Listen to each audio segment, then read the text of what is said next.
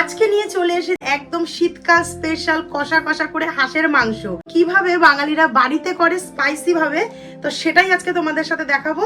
কি কি উপকরণ নিয়েছি এবং কেমন ভাবে বানালাম চলো তোমরা দেখে নাও। তো এই যে বাবা হাঁস নিয়ে দাঁড়িয়ে রয়েছে, আমাদের আসতে একটু দেরি হয়ে গেল। তো এই হাঁসটাই কিন্তু আজকে আমাদের বাড়িতে নিয়ে যাওয়া হবে। এই হচ্ছে দেখো সেই হাঁসের মাংসটা, যেটা তোমাদেরকে কাটা দেখালাম, কাটাই করে নিয়ে এসেছি দোকান থেকে। এইবার আমি বাড়িতে এনে খুব ভালো করে মাংসটাকে বেছে নিচ্ছি, আর বেছে দিচ্ছে আমার বাবা। যেহেতু আমি এদিকে কাটাকাটির কাজে ব্যস্ত ছিলাম, সেই কারণে বাবা কিন্তু মাংসটা এখানে বেছে দিচ্ছে। তো চলো নেক্সট প্রসেসে যাওয়া যাক। হাঁসের মাংস রান্না করার জন্য এখানে সমস্ত মশলা আমি রেডি করে নিয়েছি। প্রথমেই লাগছে দেখো সর্ষের তেল, হলুদ, লবণ। ফোড়নের জন্য লাগবে গোটা গরম মশলা এবং তেজপাতা। তারপরে চলে আসলাম পেঁয়াজে। রান্নার সময় কিন্তু তোমাদের সমস্ত পরিমাপটা আমি জানিয়ে দেবো। এখানে নিয়ে নিয়েছি পেঁয়াজ কুচি, এখানে আছে মটরশুঁটি, আর লাগছে এখানে 1 ইঞ্চি আদার কুচি, রসুন, এখানে নিয়েছি আলু, একদম নতুন আলু নিয়েছি শীতের, এখানে আছে পেঁপে। পেঁপেটার প্রসেসটা বলে দিচ্ছি। এই পেঁপেটাকে তোমরা প্রথমে খোসাটাকে খুব ভালো করে ধুয়ে নিয়ে তারপর কিন্তু পেঁপেটাকে কাটার পরে আর ধোয়া যাবে না। তো এইভাবে ডুমো ডুমো করে কেটে নিয়েছি অর্ধেকটা পেঁপে। এখানে আছে বেশ কিছুটা শুকনো লঙ্কা গরম জলে ভেজানো, এখানে আছে কাঁচা লঙ্কা, এখানে আছে গোটা 2টো টমেটো কুচি করে রাখা, আছে জিরে এবং ধনে, এই দুটোকেও কিন্তু গরম জলে ভিজিয়ে রেখেছি যাতে বাটতে সুবিধা হয়। তো এই হচ্ছে আমাদের আয়োজন। এবার চলো সমস্ত মশলাগুলোকে বেটে নিয়ে তারপর ফিরে আসছি। রান্নার উপর প্রথমেই নিয়ে নিয়েছি 2 চামচ গোটা জিরে, যেটাকে জলে ভিজিয়ে রেখেছিলাম, আর নিয়ে নিয়েছি 2 চামচ ধনে।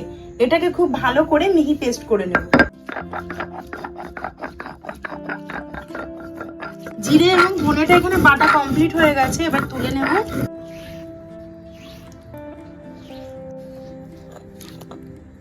এরপর বেটে নেব কাঁচা লঙ্কা এবং শুকনো লঙ্কা। যেহেতু হাঁসের মাংস একটু ঝাল ঝাল খেতেই কিন্তু বেশি পছন্দ করি, সেই কারণে।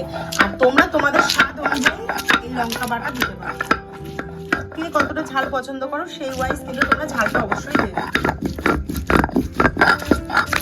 কাঁচা লঙ্কা এবং শুকনো লঙ্কা দুটোই এখানে বাটা কমপ্লিট হয়ে গেছে, এটাকেও তুলে নেব।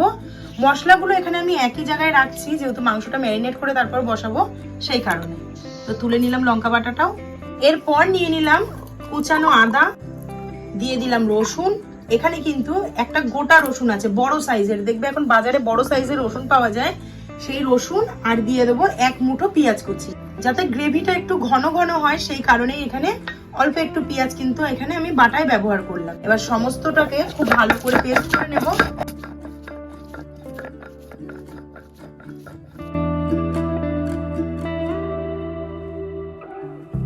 আদা, রসুন, পেঁয়াজ সমস্ত এখানে খুব মিহি করে পেস্ট করে নিয়েছি, সেটাকেও এবার তুলে নেব।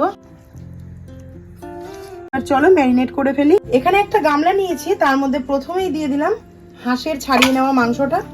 সমস্ত বেটে নেওয়া আদা, রসুন, পেঁয়াজ, কাঁচা লঙ্কা, শুকনো লঙ্কা এবং জিরে ধনে বাটা দিয়ে দেব।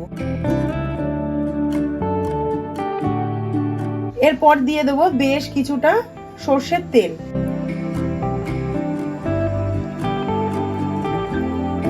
দিয়ে দেব 2 চামচ হলুদ গুঁড়ো, দিয়ে দেব 2 চামচ লবণ, লবণটা যে যার স্বাদ অনুযায়ী দেবে, আর দিয়ে দেব কেটে রাখা টমেটো। সমস্ত দিয়ে একসাথে ভীষণ ভালোভাবে ম্যারিনেট করে নেব।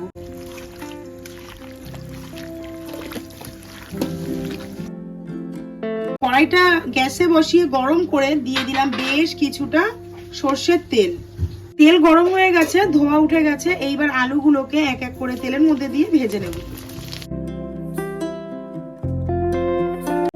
দিয়ে দেবো 1/2 চামচ হলুদ গুঁড়ো, আর দিয়ে দিলাম 1/2 চামচ লবণ, দিয়ে আলুটাকে লাল লাল করে ভেজে তুলে নেব।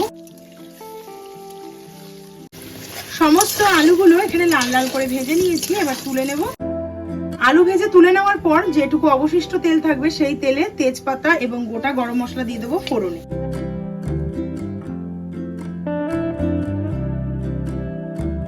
ফোড়নটা সুন্দর করে ভাজা হয়ে গেছে, এবার দিয়ে দেবো কুচিয়ে রাখা পেঁয়াজ। এখানে আমি মাঝারি সাইজের 4টে পেঁয়াজকে নিয়ে কুচি কুচি করে নিয়েছি।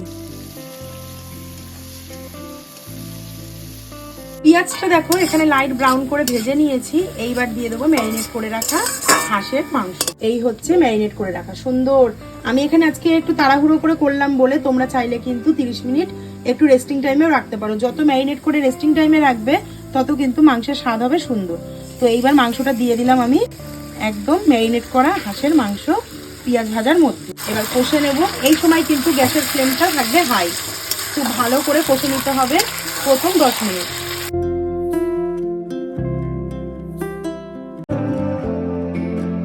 দশ মিনিট মতো মাংসটাকে কষে নিয়ে এইবার দিয়ে দেব পেঁপেটা। এই পেঁপে দিয়েই কিন্তু মাংসটাকে ভালো করে কষে কষে রান্না করতে হবে, তবেই খুব তাড়াতাড়ি মাংসটা সেদ্ধ হয়ে যাবে। পেঁপে দিলে মাংসটা কিন্তু সেদ্ধ হয়ে যাবে খুব তাড়াতাড়ি। পেঁপেটা অবশ্যই তোমরা হাঁসের মাংসে দেওয়ার চেষ্টা করবে, তাতে কিন্তু স্বাদটা দ্বিগুণ হবে। আর মাংস যতটা সম্ভব মিডিয়াম টু হাই ফ্লেমে কষলে মাংসের কালার যেরকম সুন্দর আসবে, গুণগত মানও বজায় থাকবে, আর দেখতেও খুব সুন্দর হবে, মাংসটা খেতেও খুব ভালো লাগবে। কষানোর উপরেই কিন্তু মাংসটা রান্না।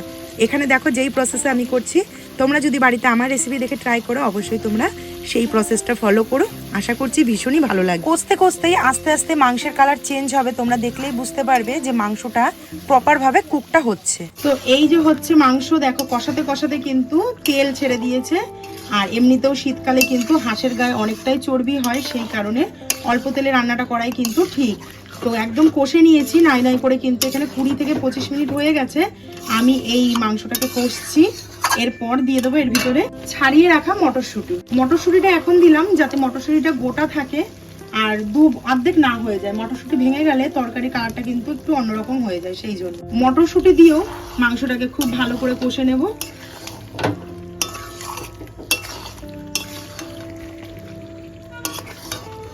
আর বেশি না, আর 10 থেকে 15 মিনিট কষে নিয়ে, যেহেতু হাঁসের মাংসটা একটু শক্ত টাইপের হয় সেই কারণে আর 10 থেকে 15 মিনিট কষে নিয়ে তারপরে কিন্তু প্রেসারে দিয়ে দেবো। কারণ ভেবেছিলাম যে একটু তাড়াতাড়ি করে করব আর গ্যাসেই করব পুরোটা, কিন্তু হলো না। প্রত্যেকের খিদে পেয়ে গেছে, আর মাংস হলে বাড়িতে তো একটু বেশি তাড়াতাড়ি খিদে পায় সবার, এ তো জানা কথা।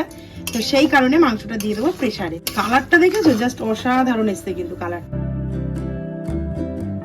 কষে কষে মশলা একদম শুকিয়ে ফেলেছি, তোমরা লক্ষ্য করলে বুঝতে পারবে। এই পর্যায়ে দিয়ে দেবো এই মাংসের মধ্যে ভেজে রাখা আলু।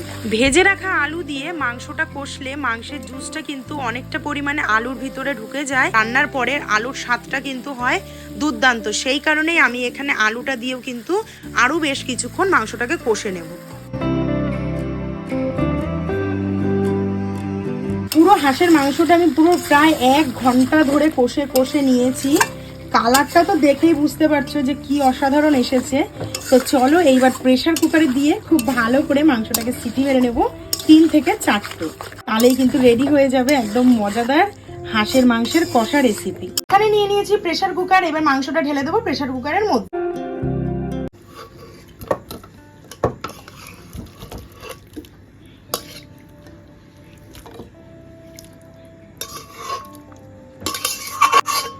কড়াইয়ের মধ্যে যতটা মশলা লেগেছিল তার মধ্যে উষ্ণ গরম জল দিয়ে সেই জলটা দিয়ে দেবো এই মাংসের মধ্যে। খুন্তির সাহায্যে একটু ওপর নিচ করে দেব যাতে মাংসটা তলা না লেগে যায়।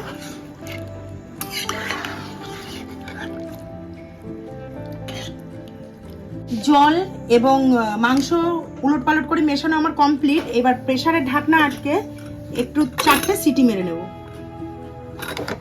এবার চলে এলাম ওভেনের সামনে ইন্ডাকশনের উপর। এবার প্রেসার কুকারটা বসিয়ে দেব, দিয়ে টেম্পারেচার সেট করব 4 দেব। টেম্পারেচার এখানে 120-তে মানে 1000 দিয়ে এখানে সিটি দিয়ে নেব 4টে। তো সিটি দিয়ে তারপর আবার ফিরে আস।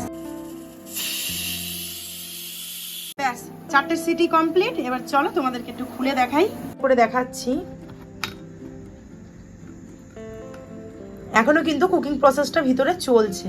জাস্ট কালারটা দেখো, পুরো অসাধারণ একটা কালার এসেছে। রেডি হওয়ার মুখে। এই সময় গরম মশলাটাকে বেটে নেব। গরম মশলা দিলে কিন্তু মাংসে আলাদা রকমের একটা স্বাদ হয়।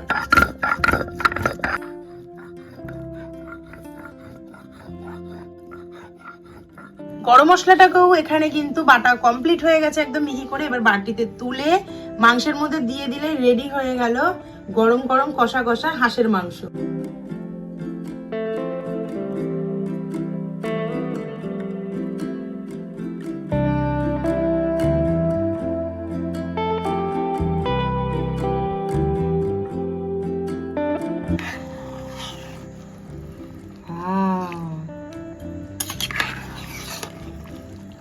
পিস ছোট হলে কি হবে, সুন্দর।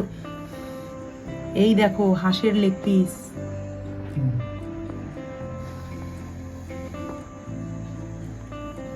এর নাম হাঁসের লেগ পিস। মাংস রেডি হয়ে গেছে, এবার উপর থেকে দিয়ে দেবো গরম মশলা। আজকের ভিডিওটা যদি ভালো লেগে থাকে অবশ্যই একটি করে লাইক কমেন্ট শেয়ার করে দিও। ফুল ভিডিওটা দেখার জন্য অসংখ্য ধন্যবাদ এবং ভালোবাসা। তো তোমরা যেভাবে ভালোবাসা দিচ্ছ, যেভাবে সাপোর্ট করছো, সেভাবেই করতে থেকো। দেখা হচ্ছে খুব শীঘ্রই নতুন একটি ভালো ভিডিওর সাথে। ততক্ষণে তোমরা সবাই সুস্থ থাকো, ভালো থাকো। দেখা হচ্ছে খুব তাড়াতাড়ি। আজকের মতো তাহলে আসি, টাটা।